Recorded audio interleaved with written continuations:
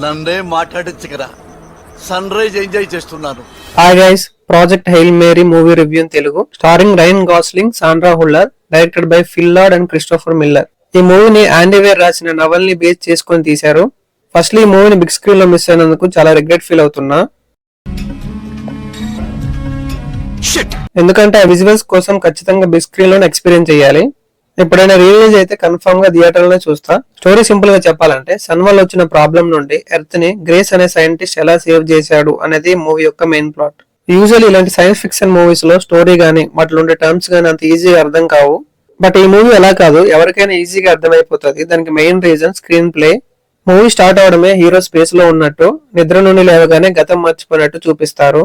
తనని తను డిస్కవర్ చేసుకుంటాడు, అతను ఎవరు అని, ఎందుకు స్పేస్ లో ఉన్నానని.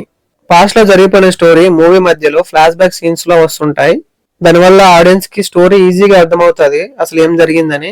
మూవీ స్టార్టింగ్ నుండి ఎండ్ వరకు అసలు బోర్ కొట్టదు. దానికి మెయిన్ రీజన్ రాకీ అనే స్పేస్ ఏలియన్ క్యారెక్టర్ డిజైన్. మూవీకే main highlight Rocky and Grace మధ్యలో ఉండే రిలేషన్. ఆ క్యారెక్టర్స్ కి మనం ఫుల్ గా కనెక్ట్ అయిపోతాం. చాలానే స్పేస్ మూవీస్ చూసా, బట్ ఒక సైన్స్ ఫిక్షన్ మూవీలో ఇంత ఫన్ అండ్ ఎమోషనల్ ఉంటుందని ఎక్స్పెక్ట్ చేయలే. I just love this movie. ఇంకా విజువల్స్ గురించి చెప్పనవసరం లేదనుకుంటా. హాలీవుడ్ మూవీస్ అంటే ఆ మాత్రం ఉంటాయి.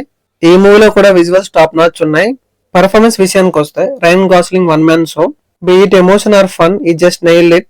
సాండ్రా హుల్లర్ కూడా సపోర్టింగ్ క్యారెక్టర్ లో బాగానే చేశారు. ఫైనలీ మీరు ఈ మూవీ చూస్తే ఖచ్చితంగా బెస్ట్ ఎక్స్పీరియన్స్ ఫీల్ అవుతారు. So don't miss it guys.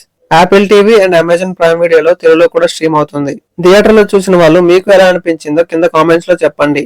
So that's my review on this movie. Hope you like this video. Thank you for watching.